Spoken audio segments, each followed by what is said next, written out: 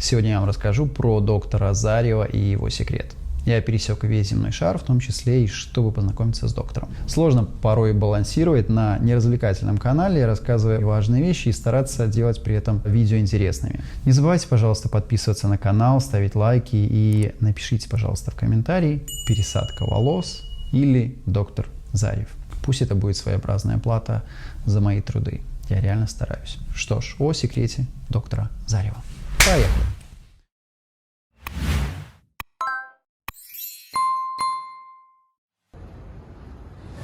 Тема доклада доктора Зарева – его подход к донорской и реципиентной зонам при гигасессиях.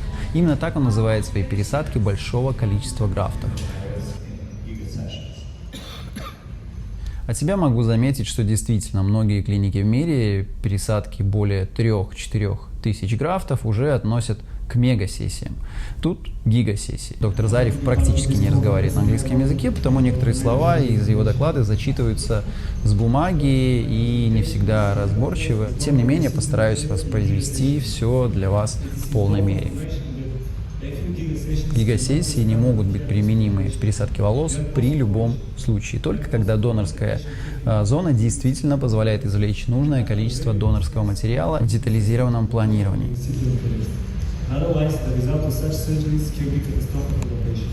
Тут доктор Зарев показывает результаты своих пациентов, на ком применялись гигасессии. Это пересадки 10, 11, 12 тысяч графтов. Доктор Зарев говорит о том, что отведенное ему время не дает возможности рассказать обо всем. Скажу от себя, многое он и сам действительно скрывает. Тогда как весь мир гоняется за его секретом, он получает действительно выдающиеся результаты. И именно на такого уровня мировых докторов нужно равняться. Точно не на шарлатанов, которые, уж не менее 80%. Не только в Турции, не говоря уже про страны СНГ, которые даже до Турции пока не дотягивают. Напоминаю о том, что я изучаю клиники по всему миру. Из-за того, что доктор не разговаривает на английском, доклад записан заранее и представлен аудиофайлом. Первое. Анализ донорской области, именно тех зон, которые не подвержены влиянию дигидротестостерона или ДГТ. Также важно анализировать качество самих фолликул. Второе – это разделение донорской области на зоны с разной плотностью. Очень важно сегрегировать зоны с малой и высокой плотностью фолликул. Третье – определение направления угла и угла роста волос. Далее микрокамера исследует все участки по следующим параметрам. Это плотность волос, количество фолликул в графте, качество и диаметр волоса. И, что самое интересное, процент фолликул в фазах катагена и телогена. Цветовой контраст волоса и кожи головы, и даже поверхность кожи головы. Как вам такое планирование? Подобное я знаю только в нескольких клиниках. Кто смотрит мои выпуски внимательно, я уже говорил, кожа головы также влияет на качество пересадки, на то количество графтов, которое фактически можно будет вам пересадить.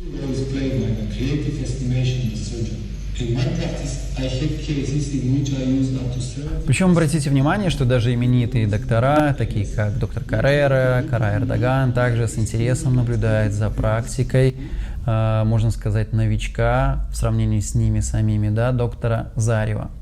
Теперь давайте посмотрим конкретный случай. Казалось бы, безнадежно лысая голова, огромная стадия аллопеции, вся донорская зона оценена в 350 квадратных сантиметров и 24 800 графт, из которых извлечено и пересажено 45%, а это 11 160 графт. Это то, как выглядит голова до первой пересадки волос, это после первой пересадки волос на 11 день и 7450 графтов. То, как выглядит донорская область на 10-й день после второй пересадки волос с количеством 3710 графт. Видел ли я подобные результаты ранее? Не поверите, но да, буквально несколько дней назад, и это не доктор Зарев. О чем это говорит? Что такие результаты действительно достижимы? Почему тогда говорят только о докторе Зареве? Маркетинг. Я бы сказал, этот талантливый доктор просто ворвался в YouTube и правильно себя преподнес не только для клиентов, но и всю эту комьюнити по-настоящему хороших и признанных докторов. Интересно еще, какие клиники это делают, причем кратно дешевле. Об этом мои подробные платные консультации. Вы помогаете мне изучать материал, я помогаю вам достигать наилучших результатов. Все по-честному? Мне кажется, вполне. 7 месяцев спустя после второй операции с общим количеством пересаженных графтов 11 160. Повторяю, это 45% всего донорского запаса. Тут возникают вопросы. Можно ли пересаживать такое количество графтов? Почему тогда донорская зона не выдает забор графтов?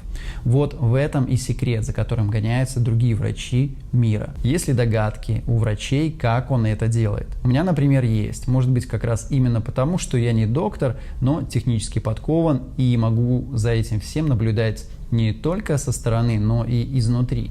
На самом деле подобная технология используется и в других сферах, не медицинских, скажу сразу, да, и именно, может быть, из-за этого другие доктора как бы ходят по кругу своих кабинетов, своей зоны, в котором они как бы асы, и не выходят за рамки, и не видят, что можно взять что-то из других сфер и использовать это в практике пересадки волос, что, мне кажется, доктор Зарев и сделал. Ну и, конечно, это становится актуальным только тогда, когда кто-то, такие как доктор Зарев, берут вот эту технологию и вытаскивают, получая, скажем, на обозрение всего мира, и получают супер результаты.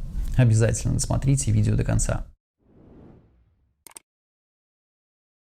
Далее показывается случай еще сложнее, где используется 60% фолликулярного запаса. Первая пересадка 7270 графтов, вторая пересадка 3920, третья пересадка 1700 графтов. Все в общем количестве 12890 графтов за 3 пересадки. Реально ли это делать в клиниках? Я скажу, для кого это нереально делать. Для тех фабрик, кто ориентируется на поток. Им выгоднее сделать 20 операций с помощью ассистентов, чем детально разбирать каждый случай. Ну и для портфолио, вы понимаете, когда за один день вы получаете 20 голов, пускай даже 5 голов успешные, 15 неуспешные, это 5 фото в день. Только для портфолио.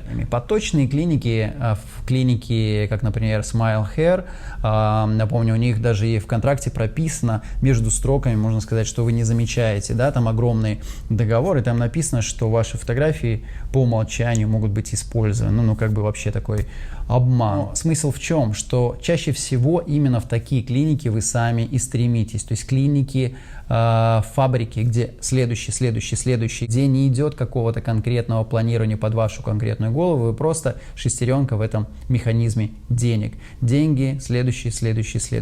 Поэтому всегда читайте договор. Ну, я отвлекся. Для кого реально добиваться таких результатов? Для тех, кто делает 1-2 операции в день, кто может тратить много времени на планирование и на математику. Остается только одна загвоздка. Как сделать так, чтобы донорская область выглядела хорошо? И тут секрет в вакуумном извлечении графтов. Вот и все. Далее идет случай, казалось бы, утопический. 70% при донорской зоне всего 240 квадратных сантиметров и пересажено 14 020 графтов. И далее доктор Зарев определяет: первое – общие границы реципиентной зоны, второе – розовым отмечена зона главной атрофии фолликулов. Затем идет разбиение на подзоны с разной степенью атрофии волосяных фолликул. После этого идет математика, калькуляция для каждой из пораженных зон. И затем учет естественного направления роста волос. Второй фактор успешности – это математика расчетов. Слева представлена колонка данных донорской области, откуда будут изыматься графты. Естественная плотность 84 графта на квадратный сантиметр. Рассматривая фолликулярную составляющую каждого графта, у нас получается 257 волос на квадратный сантиметр при среднем количестве 3,1 фолликула на 1 пучок графтов. У данного пациента плотность волоса 0,085 мм. Это на самом деле хорошие плотные волосы. Ну, в среднем для информации из моих консультаций ваши волосы, как правило, тоньше. Далее мы рассматриваем показатель фазы регрессии волос. В данном случае это 7%. Этот показатель мы умножаем на среднее количество волос на квадратный сантиметр и получаем индекс плотности 20 7.3. Это анализ и математика для донорской зоны. Еще раз напомню о том, что это применимо к конкретной голове, где плотные волосы и среднее значение 3,1 волос на 1 графт.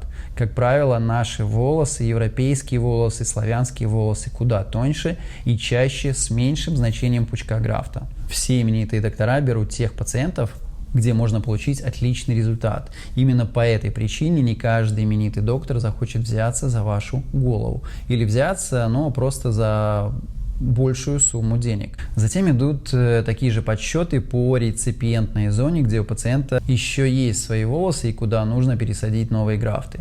Индекс плотности этой зоны 7.9. Назову его индекс плотности остаточных волос. В данном случае доктор принимает решение задействовать 60% донорского материала, откуда мы получаем 20.3 индекс плотности донорской зоны, умноженный на 60%, итого индекс 12.2. Назову его индексом изъятия из донорской области. Далее я бы назвал этот индекс выравнивания зон. Тут мы не просто рассчитываем, какое количество можно пересадить, а рассчитываем тот индекс, при котором обе зоны, и донорская, и реципиентная, будут с одинаковой густотой. То есть вы выравниваете общий рисунок, потому я его и назвал индекс выравнивания зон. Итого 12.2 индекс изъятия из донорской области, вычитаем индекс плотности остаточных волос 7,9, получаем 4,3.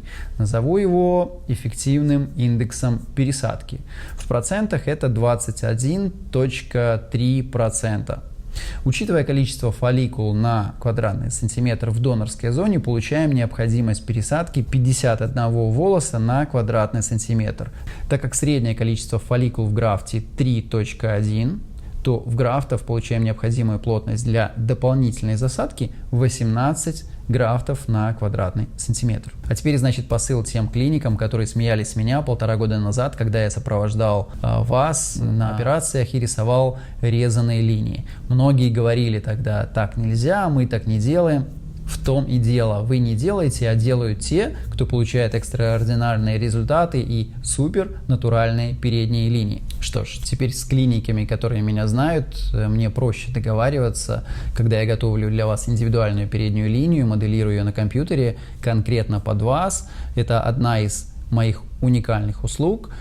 И теперь клиники уже прислушиваются, так как спустя год видно влияние моего мнения и моих линий, которые я рисую для вас. Но это для тех, кто пользуется моими услугами. Спасибо.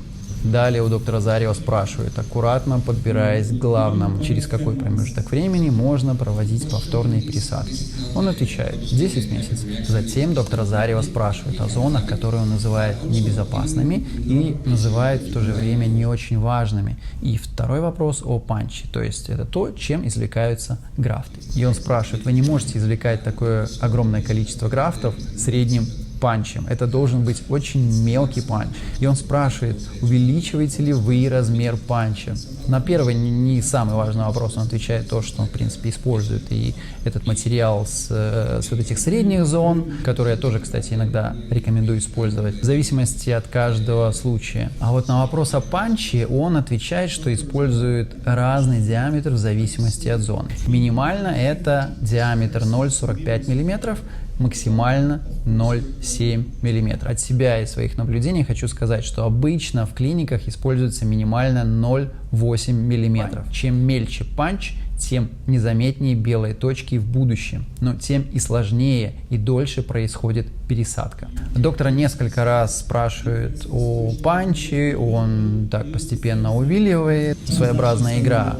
Аккуратненько хотят узнать и выведать какие-то моменты, которые подскажут, в чем же секрет доктора Зарева.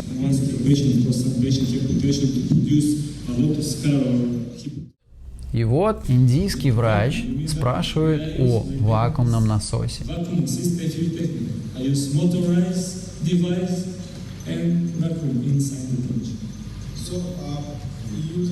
И вот доктор Зарев говорит: да, я использую вакуум, и быстро возвращается к панчу и делает уже акцент на панче. Такой, знаете, психологический трюк. Я использую механизированный экстрактор. Ну, вы поняли. То есть и не соврал, и не промолчал, а быстренько это закрыл другими топиками, другими темами. Small question to Bruno. Bruno, do you record your consultations, like video all the consultations that you try to do? Do you record them? По сути, доктор Зарев не скрывает то, что он использует вакуумную технологию. В чем основная загвоздка докторов в понимании процесса и вот этого волшебства, который творит доктор Зарев? Первый момент — отсутствие, скажем так, кровяного следа. Второй момент — после операции донорская область выглядит практически нетронутой.